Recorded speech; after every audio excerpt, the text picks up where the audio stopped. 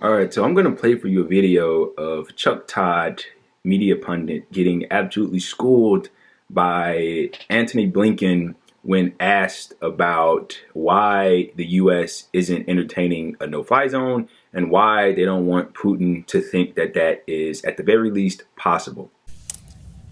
Why rule out the no-fly zone? Why not make Putin think it's possible?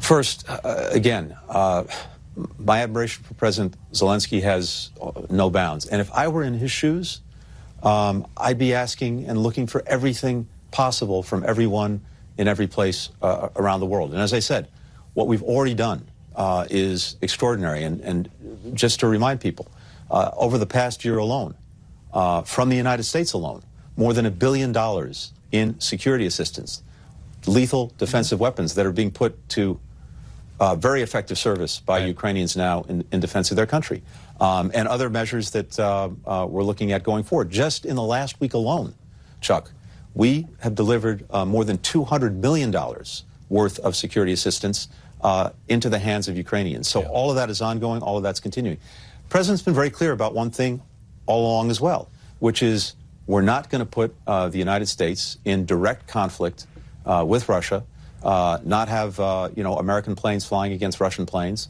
or our soldiers on the ground in Ukraine, because for everything we're doing for Ukraine, the President also has a responsibility to not get us into a direct conflict, a direct war with Russia, a nuclear power, and risk a war that expands even beyond Ukraine to Europe.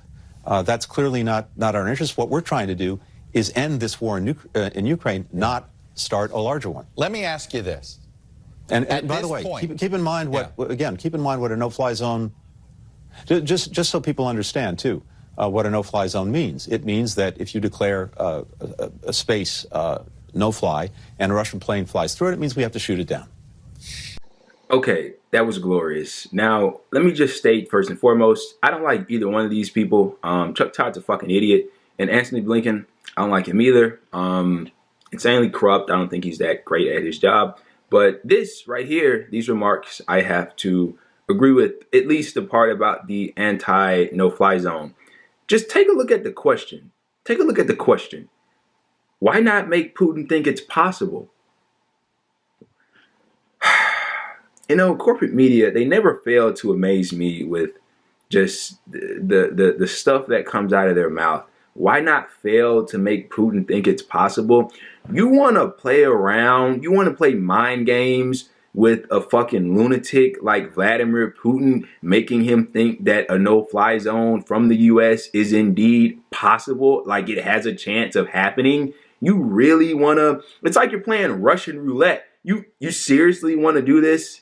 This is seriously a road that you want to embark on. Yeah, let's make the guy with nuclear weapons that's completely insane and batshit crazy, make him think that no-fly zone is possible. Yeah, sure, let's do that. Let's do that. You know, like I really don't get it. Like Vladimir Putin, like the leaders that we have here, like pretty much every leader across the globe is insane. And I mean, anything and everything can provoke these people into starting a war.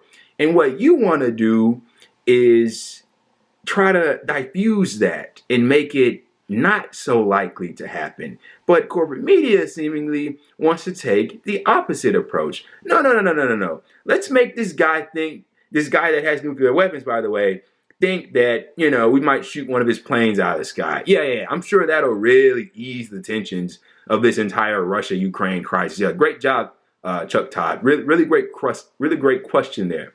But first of all, obviously, I disagree with Mr. Blinken's remarks on sending all of that aid into Ukraine. That's completely idiotic. I don't like these billions of dollars, millions of dollars of weapons that they're bragging about. He's essentially bragging about, boasting, sending into the Ukraine, having them fight against the Russian military. It's, as I've alluded to before, the fighting is futile. They won't win. This isn't like a winnable battle. Neutralize Ukraine.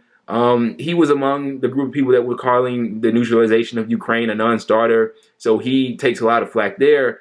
But needless to say, what he has to say about this no-fly zone is 100% correct. I mean, and this is and it's scary because this is something that's being talked about more and more in the media, as well as the really, really unfortunate situation that's coming out of Ukraine with people losing their lives, their homes, their livelihood, and everything else. I mean, it makes you feel for the people. And, you know, it really saddens you, but it shouldn't sadden you enough to endorse a no-fly zone. And I love how Antony Blinken points out at the end there, as Chuck Todd was about to ask him another question, he said, whoa, hold on. Let me just in case for the people that don't get it. This is what a no-fly zone means. We declare a certain airspace you can't fly here. You can't come here. And if a Russian plane flies within that airspace, well, then we have to shoot it down. That's what that means. And I feel like a lot of people that are unfamiliar with these terms in war, people that don't know history, I mean, you have to be a different level of naive to believe that if the U.S. government were to declare a no-fly zone, let's just say over Kyiv, that the Russians are going to be like, oh, okay, yeah. We can't fly over there. Let's just, abide by this. No, definitely not.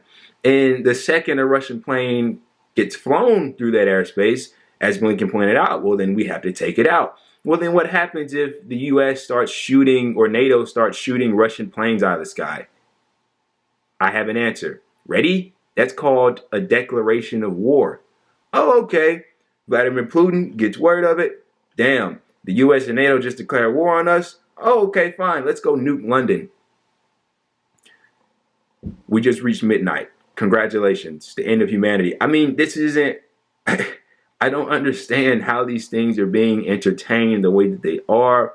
Or maybe I do, because this is what corporate media, this is the thing that they're here to do.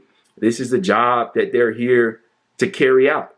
Quite literally to carry us into war. I mean, remember, leading up to the war in Iraq, they were the biggest champions of it. Oh, they have weapons of mass destruction. Oh, we should go over there and liberate. I mean, this is what they do. This is what they do. This is their job. But I will say this, and I mean this, even if I don't like Antony Blinken or Joe Biden or any of these, the Pentagon, any of these incredibly corrupt, high-ranking officials, I have to say, I'm glad that they seemingly have some sense here and are vehemently against things like a no-fly zone, things like sending American troops to Russia, which is completely idiotic. I mean, they are holding strong on this point, and one can only hope that they continue to do so, because I expect that these types of efforts from the corporate media, from social media, from people in Ukraine, Ukrainians. I just made a video about the Ukrainian activists / journalists begging Boris Johnson to endorse a no-fly zone. These things are going to keep happening, and as of right now, it's a minority, but expect in the future the amount of people that is on the favor of this to increase. But all that we can hope for is that the people that actually have the power to declare things like a no-fly zone continue to oppose it.